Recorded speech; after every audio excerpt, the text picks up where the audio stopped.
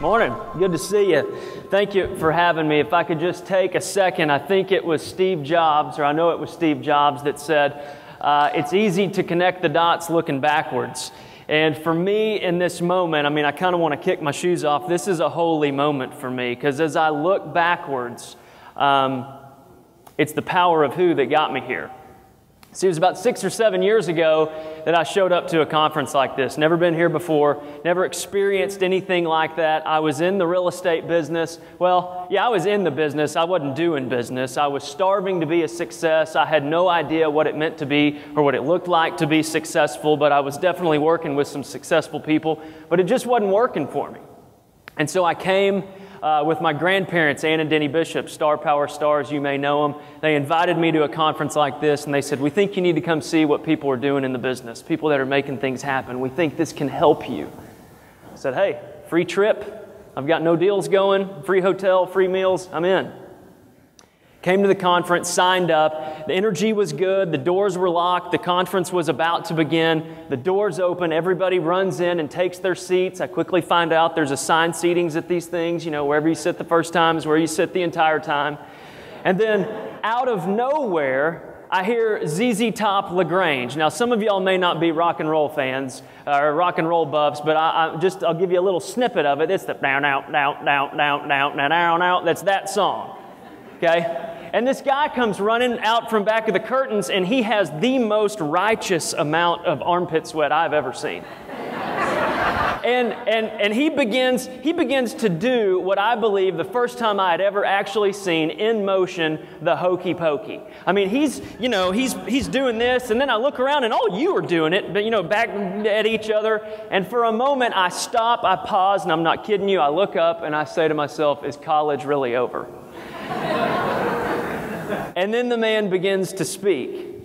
And we all know that guy was Howard Brinton.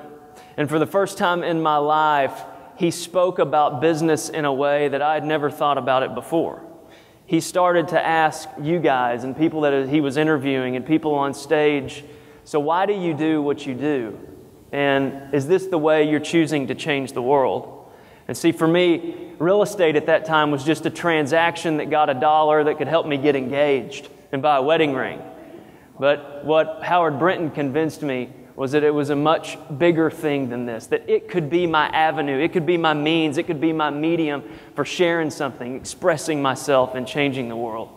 So I know the legends that have graced this stage, and I know that it is not a small deal for me to be here. I'm honored and I'm humbled to get to share with you today, so thank you. I come from Texas. You can probably tell in the diction of my voice, I'm not from around these parts. Wichita Falls, our claim to fame. We're the biggest city between Dallas and Oklahoma City. In 2005, CNN named us the most average city in America. That's something to hang your hat on. So, if this speech or this message is average, you got what you're paid for. I've also started a little thing in Waco, Texas, a little team that I'm running there. But I wanted you guys to know that what we're about to go into, what we're about to venture into and talk on today is not theory. This is real life, everyday stuff. I currently have 130 listings without a listing specialist. My phone has been buzzing all morning. I'm not telling you that's the right way to do it, but I'm in the business every day. Your frustrations are my frustrations. Your dreams and aspirations are my dreams and aspirations. I get what you do. So this isn't theory. This is real deal stuff that I'm learning in the way I'm looking to see the world. Couldn't go out without saying something about these guys. It's my wonderful wife Bryn, little girl Story, and Sterling we had January of this year. They are the reason why I do what I do.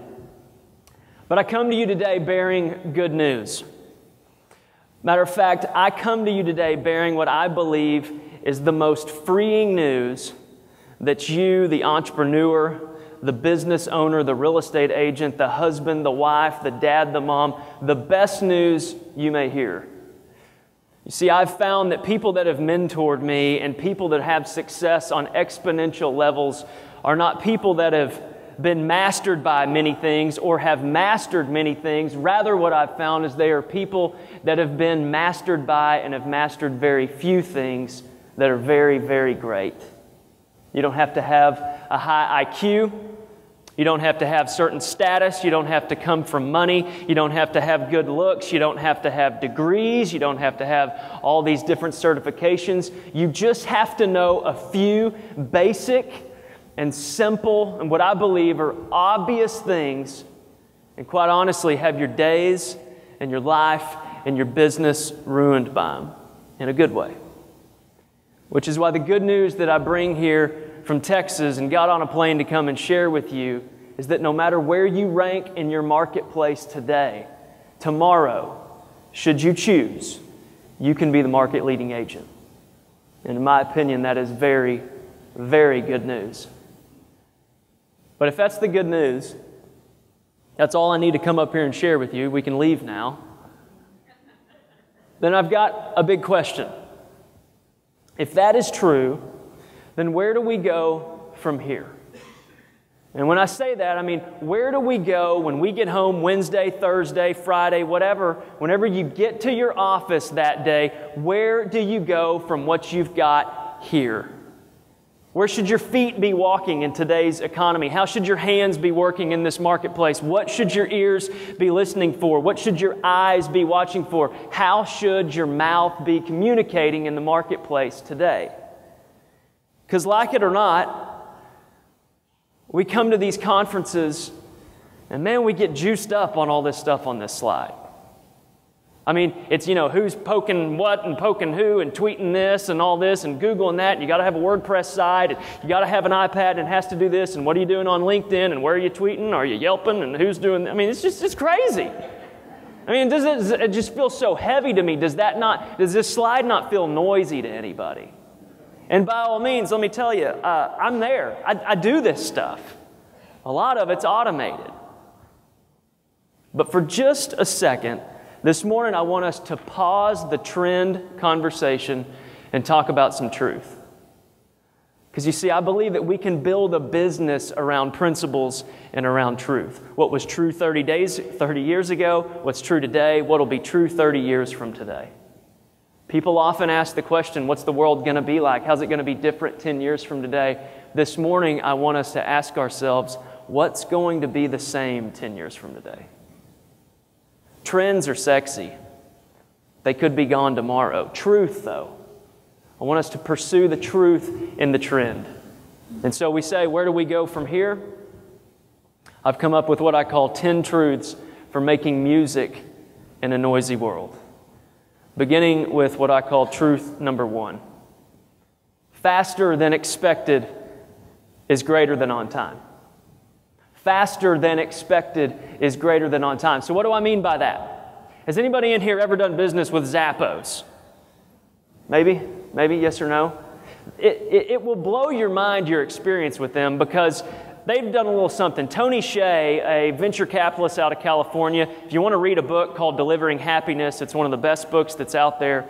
Tony Hsieh decided to start this online shoe company, and they've turned into much more than that now, but he wanted them to be powered by service. And at some point in their company, they came across a crossroad and they said, what if we guaranteed our shoes to show up on someone's doorstep in 3 days, but we really overnighted them? And the first time I did it, it was crazy. It was like, I ordered a pair of golf shoes, said it'll get to you in 3 days, and the next morning at 9 a.m. they showed up, and I was like, I think I'll buy another pair of shoes. And it was crazy. It was faster than expected. And so I started thinking, okay, speed. As agents, as brokers, we all know that speed is the name of the game online, is it not? So I was having some pushback from some agents in my office once, the leads are bad, they're not talking to me, all that stuff they say. And I was like, you know what? Here's the deal. I've got a lot of listings. I'm not working with many buyers, but I'm taking every buyer lead that comes in over the weekend. And you know what? I'm not gonna call them, but I am gonna text. I'm gonna text them within 60 seconds of them hitting my website. And what I'm about to show you, you can come look on my phone. I didn't Photoshop any of this. This is what happened. If you have a team with buyer's agents, take a picture of some of these slides. It will blow your mind. First text. The online lead hits, and I simply say this, Manuela, thank you for using thefallshomefinder.com. Can we set up any homes for you to preview this weekend? Ashton. Pretty simple. Sure. But if you want to call me first, I can let you know my priorities. Thanks, Manuela. Simple enough. Called Manuela, found out her priorities, got her connected with one of my agents. We closed this lead in 30 days. I'm not kidding. This was lead number 1. Next one comes in. Amber, thank you for using thefallshomefinder.com. Can we set up any homes for you to preview this weekend? Ashton, I'm looking at buying my first house and not sure really where to begin. Really? Everyone out there is just going, he's a liar. No way, that's Photoshop. I'm telling you, this is on my phone. You can come look at it. We can help you. Have you met with a lender yet? That's the first step. No, I'm off Monday, so I was planning on going to see a bank and see what I could do. I have good credit. We get her in with a lender. We get her closed in 30 to 45 days. This is lead number 2. Take on the next one. May we set up a time for you to preview homes this weekend? Please let me know. We're here to help. I just thought I'd spice it up a little bit. We're here to help. Can you email me a listing of the houses you have from 80 to 130,000? Now, right now, some of y'all out there are like, that boy sells trailer homes. And listen, don't make fun of an $80,000 sale. I sold 100 of them last year. It pays the bills. Will do. I'm going to have one of my agents get these to you. Do you want to look this weekend? I may be able to on Sunday. I'm like, this is blowing my mind. But then I stepped back and I was like, it's faster than on time. We're showing up. The minute that lead hits, all of a sudden, ping. They put in their info, ping. Hey, may I help you? Think about that. Real-time speed. Next one. Todd, thank you for using the WacoHomefinder.com. Can we set up any homes for you to preview this weekend? Ashton, no, sir. Thank you. Not right now, but thanks for asking. Not a problem. Our site, you want to keep getting emails? Yes. Dialogue. Building relationship. If you want to talk about truth, you want to talk about the trend being the website or however you're getting the leads, the truth is people want to be communicated with very efficiently, very effectively, very quickly on their time. So we're doing that. Truth number 2, building your brand is greater than choosing to be a commodity. Building your brand is greater than choosing to be a commodity. Let me explain. How many members of the National Association of Realtors are in this room right now? Raise your hand. A whole lot of you. 1.2 million, a million, 900,000, none of us really know the stat. In a sea of, let's say, approximately 1 million realtors, there's only one homeboy. Now, you may find this to be funny and a little bit quirky, dorky, and yes, it is. But I'm telling you, this has caught on like wildfire in my marketplace. I put it on a t-shirt. I defined homeboy on the back of the shirt. What is a homeboy? A homeboy is one who helps facilitate the buying and selling of homes. Who knew? Ashton is my homeboy.com. People love this. So now, when I am on Facebook or seeing things and people talk about real estate agents and things like that, they're starting to say things like, you got to talk to my homeboy. Ashton is my homeboy. And all this. They're not saying realtor. In a sea of 1 million people, that quite honestly, we can get thrown in as a commodity sometimes, which isn't a good thing when you're a service. How are you differentiating yourself in the marketplace? Because I'm here to tell you that, Seth Godin gave the best illustration of this in his book, Purple Cow. He said, you've got brown cow, brown cow, brown cow, brown cow, purple cow, stop the car, we're going to go look at that. You would pull over and look at a purple cow. Now, what about when you throw a homeboy in the mix of realtors? I had to trademark homeboy. It kind of got out of hand. Someone up north was trying to use it. I said, easy, cowboy. And anyway, so we did that. But, my point that I'm trying to make to you is, how are you showing up differently than the next guy? Because if your gig is, we do a virtual tour, we put you in MLS, we put a sign out, and we'll hold an open house, that ain't going to cut it anymore. People want something different. People want a modern feel. They want to feel like something new is going on. I'm not telling you the homeboy is the best thing out there, but I am telling you that I have separated myself from the pack, and 150 of these shirts on Thursday went out on people, and they were eating up with it. You've got to find out what you're going to do and how you're going to build that brand in your marketplace. One of the best books that I've read, this is in my top 10 library, and thank you, Alex Sharfin, for teaching me the importance of reading, because he got me going on reading with books. Start with Why, Simon Sinek. In this book, he basically says, and write this down, people don't do business with you because of what you do. They do business with you because of why you do it. Say that again. People don't do business with you because of what you do. They do business with you because of why you do it. Example, Dell Computers. Having some interesting times right now. Dell Computers kind of markets themselves like this. Want a fast computer, want a computer that works, want a computer with Windows on it, call Dell Computers. Apple, on the other hand, shows up and says, we believe in challenging the status quo. We believe in doing things differently. We believe in thinking differently. Want to buy a computer? Big difference. People don't do business with you because of what you do. They do business with you because of why you do it. And Alex just shared that on this stage. I think if we could wrap our hands around the why of what we do and really make it the bread and butter of how we show ourselves in the marketplace, I'll tell you this, in Wichita Falls, when I got into business, all of our marketing was this: a reputation for results, and everything we touch turns to sold. That's on every billboard, every postcard, every television ad, every TV show, radio ad. Everything we touch turns to sold, and we have a reputation for results. 2010, we took a step back, and all of our television marketing said who we are. We believe in service. We believe in imagination. We believe in relationship focus. We believe that you get what you give. Want to buy a home? In less than 12 months, our market share went from about 9% to 20% in the marketplace. 1 out of every 5 transactions our little team of 6 was handling in Wichita Falls, Texas. And I'm convinced it's because we quit talking about our results. And people came on board because they wanted to do business with things that they believed with. And that was us. People don't do business with you because of what you do. They do business with you because of why you do it. Truth number 3, turning pro is greater than being an amateur. Turning pro is greater than being an amateur. You want to read a book on this? Stephen Pressfield. Matter of fact, it's called Turning Pro. Unbelievable. We can tell who's pro, can we not? In your office, you can tell who shows up. Something changes when we turn pro. It changes how we eat, how we dress, what time we get up, how we live our lives, how we communicate. I remember the day I turned pro. It's in February of 2006.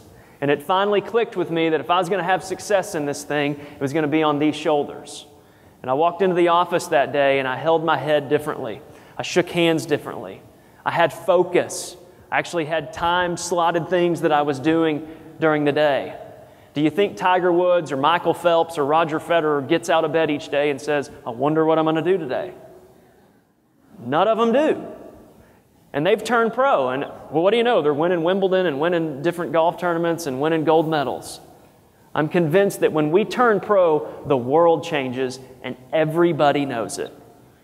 It's quite easy to blend in as an amateur. But when you turn pro, the whole game changes. This may be my favorite truth. Your art is greater than your science. This is kind of hard to unpack, but I'm going to do my best. If you remember a couple years ago, in 2012, a guy named Bubba won the Masters, which is the most highly touted golf tournament in the entire world.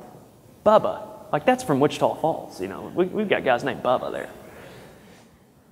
And a lot of people kind of said he was lucky. And what I find to be funny is a lot of people don't realize that Bubba has never had a golf lesson. This golf club that he took was his art. He figured his way to swing. Bob was talking about that today. You've all got your own swing in there. And he went into a playoff in the Masters and he hooked it right into the woods, and he really had a difficult shot to make. And all the people and the sportscasters said, my oh my, how lucky Bubba was to hit that shot. I disagree. I think what we saw in that stroke that hit it just a few feet from the pin was just a brush stroke. What a painter would do. Something that he'd done in his mind a million times. We were exposed to his art. Alan Dom is one of my real estate heroes. He's a guy, to this day, you know, he just dominates Philadelphia, makes 100 phone calls a day, I try to make 25 phone calls a day, and people always ask me, you know, do I have to do 20 or 25 or 100 phone calls? And I'm like, it's not the number of phone calls. Like, you're getting caught up in the science. I guarantee you, I've never heard the conversation, but when Alan talks on the phone, it's poetry. It's art. Share your art. Create your art. That's what you're sent here to do. Homeboy's a goofy thing by all means, but it's art in my marketplace. And I'm telling you, it's much, much greater than your science. We do not remember those artists who followed the rules more diligently than the rest. We remember those who made the art from which the rules inevitably follow.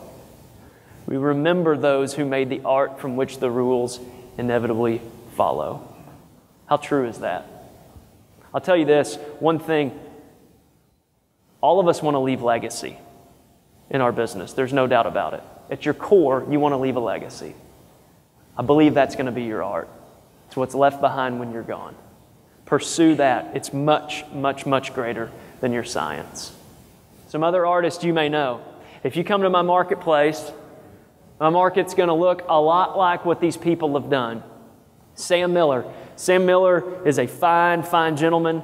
He's taken the time to teach me his ways. When I was building websites right out of college, I didn't have a clue what I was doing. He gave me time, and I'm better for it. Rob Levy with RealPro. Kristen Cole, phenomenal leader. I've never been to her marketplace or been around her team, but I would imagine that she leads in a very, very artistic way. Alan Dom, he's one of my favorite. Denny Grimes. There isn't a better platform speaker in the real estate industry than Denny Grimes. But is it the data that makes Denny so great that he brings to us? No. It's how Denny brings that message to us. Nobody unpacks truth and reality better than that guy. That is his art. I've learned from Denny in that, and I'm so grateful. Bruce Mulhern, love this guy. Bob Wolf, crazy dude from California. He's the guy that told me I needed to write a lot of handwritten notes. I've been doing it every day since. John Jones, Alex Sharfin, an artist. Alex has mentored me, and I'm better for it. CDPE, one big art project. You want to know what CDPE is? A one big art project. We ought to call the guy Pablo Picasso for what he did on it. Because, I mean, my gosh, it's the real deal. Christina Wise is out of Austin. She runs a team called the Good Life Team. Very, very interesting, forward-thinking things they're doing there. I believe it's art that she's doing.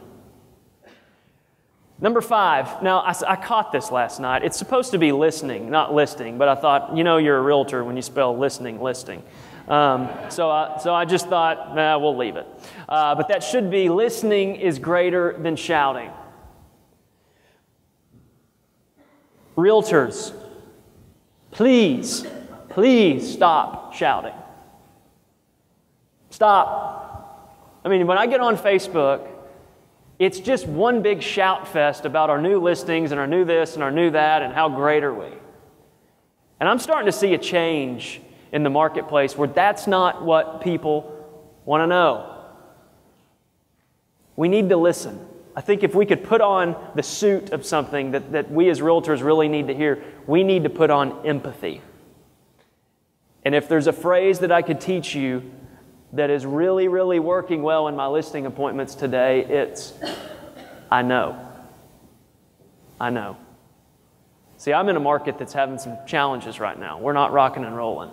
And I'm having difficult conversations all day, every day with 130 sellers right now. But you know what? I've taken a step back, and instead of saying, but look at our market share, but look at how many we've sold this year, but look at this, look at that, you're on a TV show, we've got this marketing.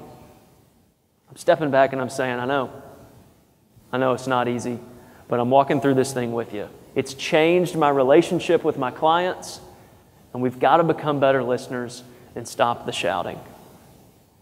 Search.twitter.com. Search.twitter.com is interesting because you can basically search all of the conversations that are going on. So if you typed in breakthrough or any of the codes that we're doing right here, right now, it would pull up everything that you're looking at. If you're in your marketplace, if you're from Dallas, Texas, you can type in Dallas, real estate, and it's going to pull up everything in the last 24 hours, last week, whatever, of people that have communicated about that.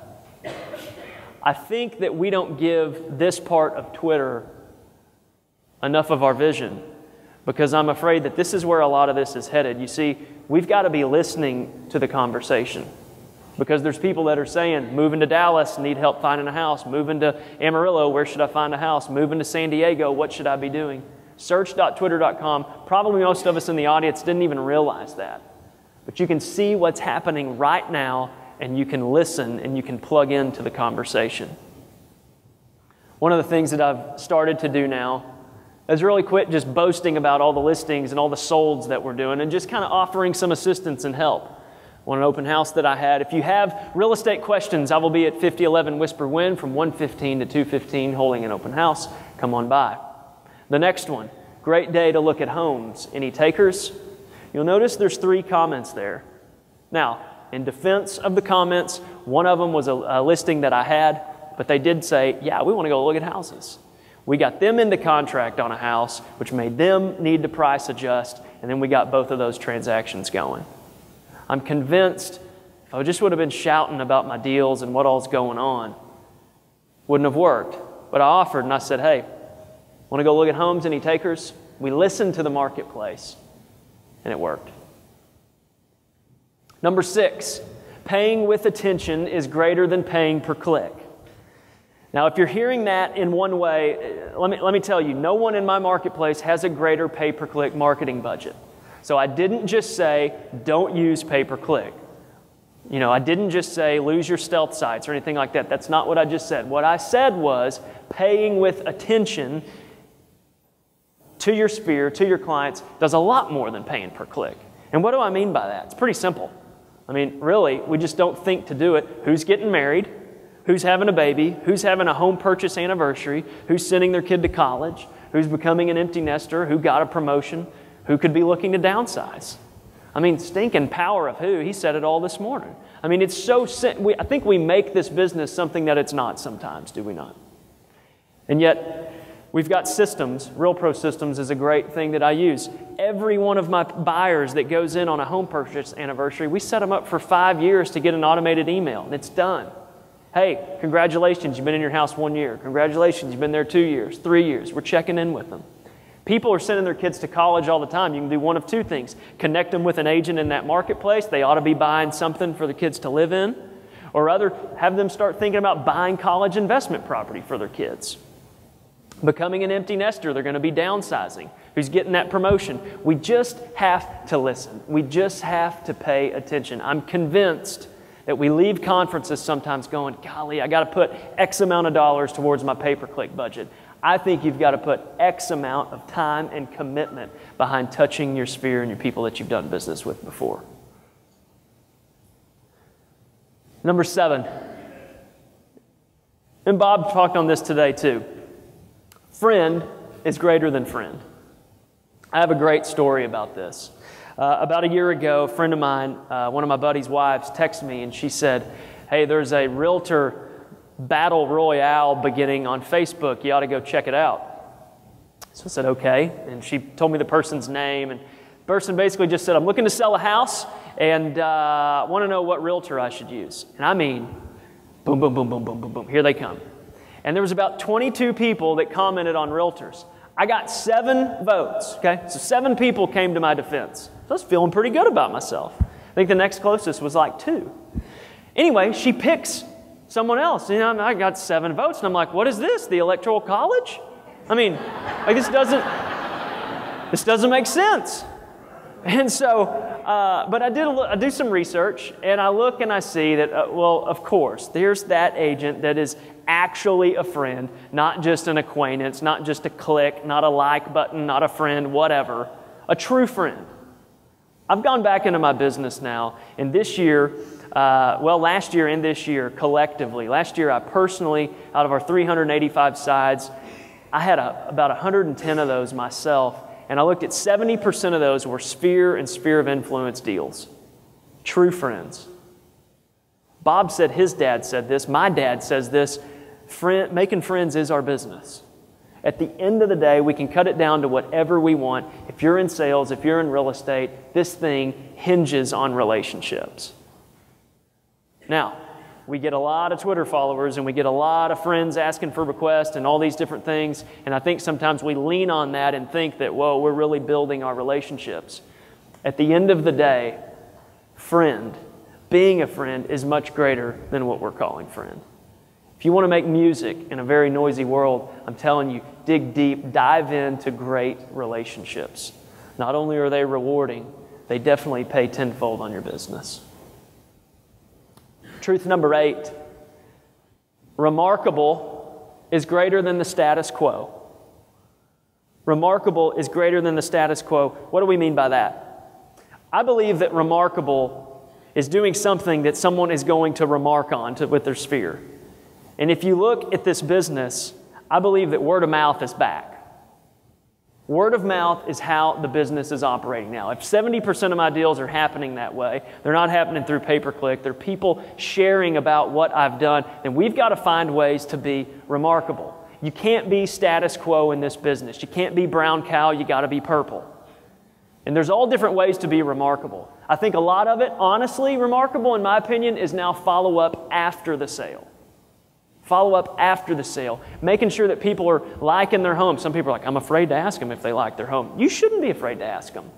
Follow-up systems, handwritten notes, following up with people. Those are the ways that we are remarkable in this business. We don't just hold open houses, put the house in MLS, and give them a virtual tour. If you're not being remarkable, get ready to be out of the business very soon because everybody's stepping up their game here. Word of mouth is back, and I'm here to tell you I'm so happy that that's the case, that that's how things are. If you've heard anything in all of this, I hope that you've heard that being human is greater than being digital. Something really special happened in this room this morning. Bob Bodine gave you guys a blueprint of a text to send out to people. And you were digital in the text, but what did you put into the text? You put soul into it.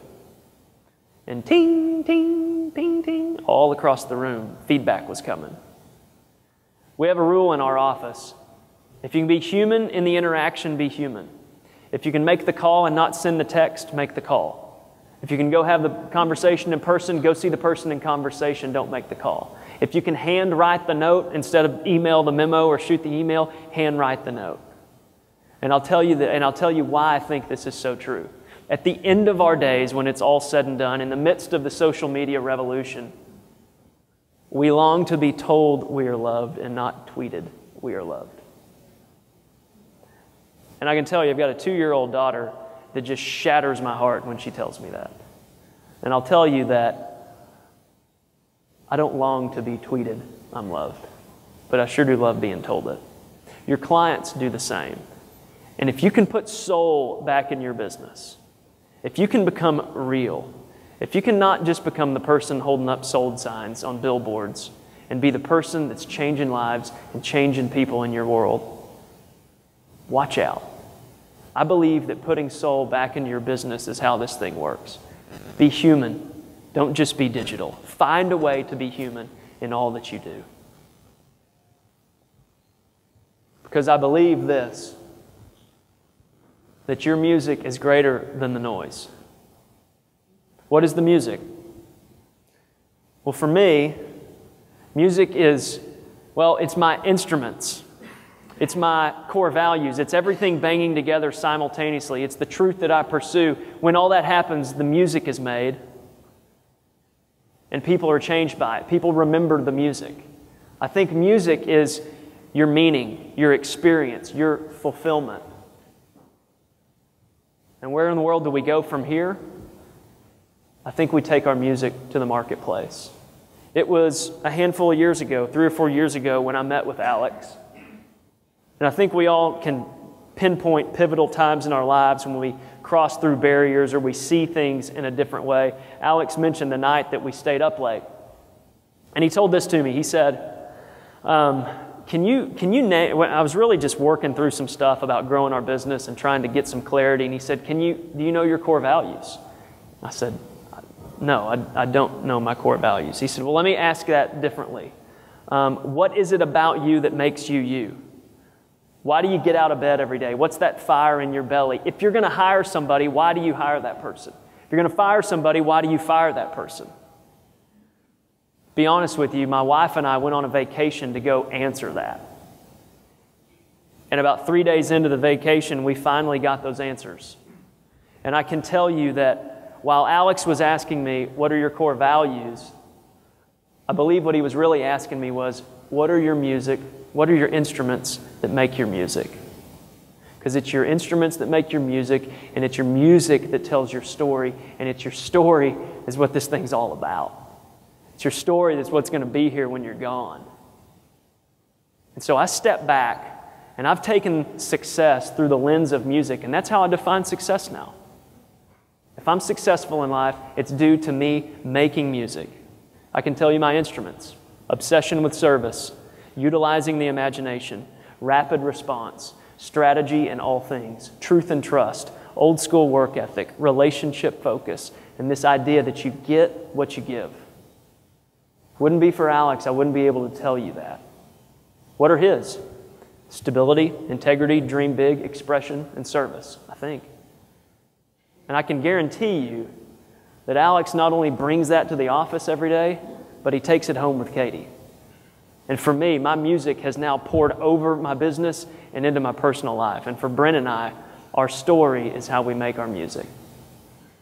I got on a plane to come share this with you because I really believe that at the core of all of us, that's what we're longing for, is the music to play. The greatest tragedy in America today is not the destruction of our natural resources, though that tragedy is great. The truly great tragedy is the destruction of our human resources by our failure to fully utilize our abilities, which mean that most men and women go to their graves with their music still in them. Whoa. That changed the course of my life. When Alex said, what are your core values, and really asked me, what are your instruments that make your music, now I'm going somewhere. And I don't want to die with my music still in me. And I don't want you to die with your music still in you. I believe you are longing for the music to play. I believe that your family is longing for the music to play. Your clients is longing for the music to play. So I leave you with this. Go. Go gather your instruments. Put them together with your conscience, with your passion, with everything that you're going after, and let the music play. And Godspeed in your music making. Thank you.